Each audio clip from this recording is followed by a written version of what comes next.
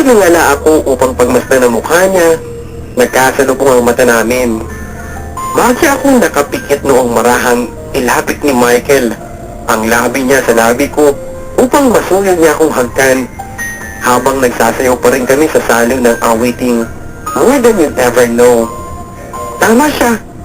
Kapag magkadikit ang katawan namin at sumasayaw sa mga malamis na awitin gaya ng I've Been Waiting For You, Heart of Mine, Closer You and I, You're My Everything, at More Than You'll Ever Know. Ito ang mga sandaling pare-pareho naming nararamdaman ni Michael ang tibok ng puso ng bawat isa. At walang kasing romantic ang mga ganitong sandali sa amin ni Michael.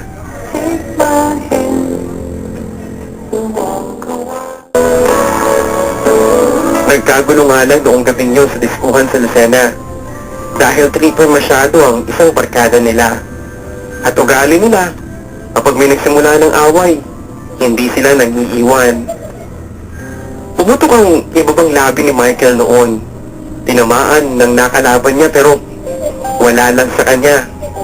Nagawa pa rin niya akong hagkan noong matapos na tumakbo ang mga kalaban nila. Ako naman ay galit sa kanya noon pero dahil sa kanyang halik ay napaamon niya ako. Agad din napawi ang inis ko sa kanya. Madaling araw na noong makarating kami ng Buena Vista. At alam nito dahil noon ay nakipagsayawan lang kami sa kasalan sa kabilang barangay. Hindi niya alam na nakarating kami ng Lucena noong gabing yon.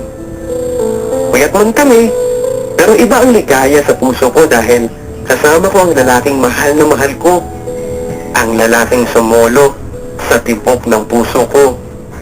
Dahil kay Michael, nalimot ng puso ko sina Clyde, pati si Joma na una kong inibig. Ang lahat ng pag-ibig sa puso ko noon ay natuon lahat kay Michael. Siya ang buhay ko, siya ang aking mundo, siya ang lahat sa akin. You're my everything. Noong sumapit ang bakasyon, lalo kami naging maligaya dahil lagi namin kasama ang mga kaibigan namin at boyfriends namin.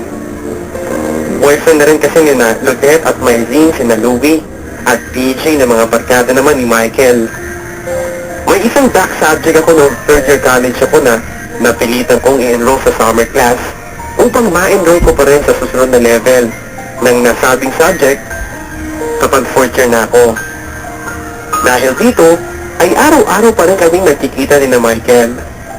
Pagkatapos ng klase ko, manonood kami ng sine, mamamasyal kung saan-saan, sakay ng motorsiklo niya. Hindi pa kasi uso ang cellphone noon kaya't wala kaming medium of communication ni Michael.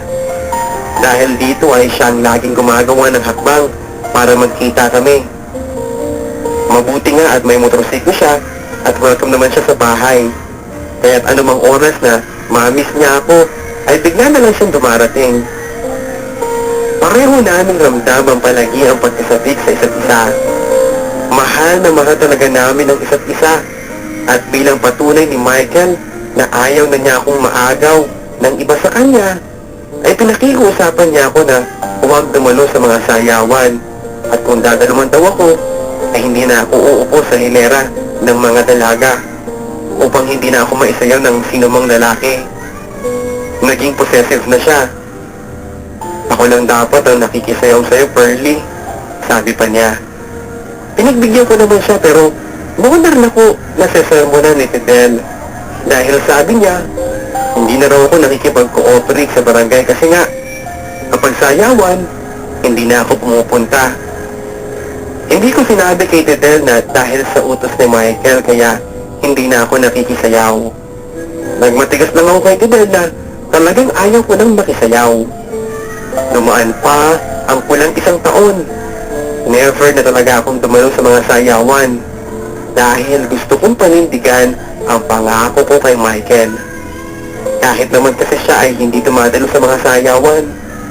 Kapag nagdi-disco lang kami sa Lucena, doon na lang kami nakakapagsayaw. Fourth year college na kami noong ikasal ang inaanak ni Fidel at may pasayaw. Kinuha akong abay at natural, kailangan din akong dumalo sa sayawan. Hindi lang dahil kabilin-bilinan ni Fidel na dumalo ako para daw hindi nakakahiya, kundi dahil nagawa naman akong payagan ni Michael.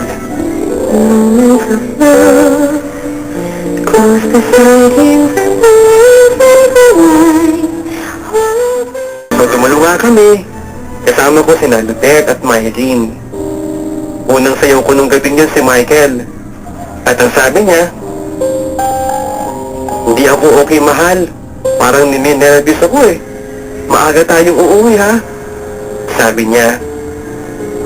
Hindi ko naman siya pinansin dahil alam ko naman ang pakikipagsayaw ko sa ibang lalaki ang dahilan kung bakit siya nininervyos. Lampas alas 11 na ng gabi noong mag-announce ang MC ng public dance. Nasisimula pa na ng kantang The Freshman. Nagpaasukan ng maraming lalaki sa sayawan. Pero sa shortcut dumaan si Michael, kaya't mabilis siya nakarating sa harap ko. Nakangiti siya noong magkaharap na kami. Paborito kasi niya ang kanta. "Ang bilis mo," nakangiting sabi ko. "Paborito ko tong kantang to eh. Ang gusto ko kasayaw kita," sabi niya. Halatang kami lang dalawa ang partners na sobrang magkalapit sa isa't isa.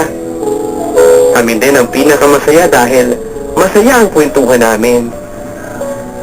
Noong bago matapos ang kanta, naglabasa na ang ibang mga lalaki at nag-upuan na rin ang mga kapareha nilang dalaga. Nang biglang may 3 lalaki na katatapos lang ding sumayaw. Ngunit hindi tumiretso sa labasan, kundi mabilis na pumunta sa amin. Nagulat na lang ako nang biglang napasigaw si Michael. Ako naman ay nasyak nang makita kong sinaksak na pala ng mga lalaking yun si Michael. Tapos silang mabilis na pinagsasaksak si Michael, saka sila tumakbo palabas ng sayawan. Nagkagulo ang mga tao at ako'y hindi makakilos habang nakapako ang mga mata ko kay Michael na bumulagta sa lupa at parang pinipilit niyang bumangon. Nakatitig ang mga mata niya sa akin. Parang may sinasabi pero hindi ko marinig at hindi rin ako makakilos upang lapitan siya. Parang tumigil ang tibok ng puso ko noon habang sa magdilim ng tuluyan ang paningin ko.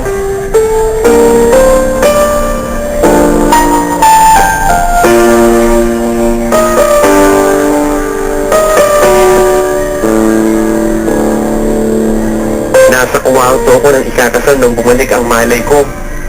Ang unang narinig ko, ang dalawa daw ay itinakbo sa ospital. Si Michael at ang isang tanod na nagtangkang harangan ng mga sumaksak kay Michael. Nakatakas daw ang mga ito dahil may motorsiklong dati nang naghihintay sa kanila sa kalsada. Walang nakakakilala sa mga salarin. Ang paniwala ng mga tao ay hindi sila mga taga sa amin o kalapit ng bayan kaya't napakalakas ng loob nilang gawin yon kay Michael sa gitna pa ng sayawan. Noong kaya ko na ang sarili ko, ay sinamahan ako ng mga kaibigan ko pauwi ng bahay. Pero hindi ako nakatulog magdamag dahil ang gusto ko noon ay pumunta rin ako sa ospital. Hindi ako iniwan ng mga kaibigan ko. Silang naging saksi kung paano ako umiyak dahil sa takot sa maaaring mangyari kay Michael. Umaga na noong dumating si Fidel. Ang inaasahan kong balita mula sa kanya ay tungkol sa mga inubis na lang sumaksak kay Michael. Nahuli na ba sila? Ganito ang tanong ng isip ko noon pero iba ang balita ni Fidel. Wala na. Hindi na nakaligtas si Michael.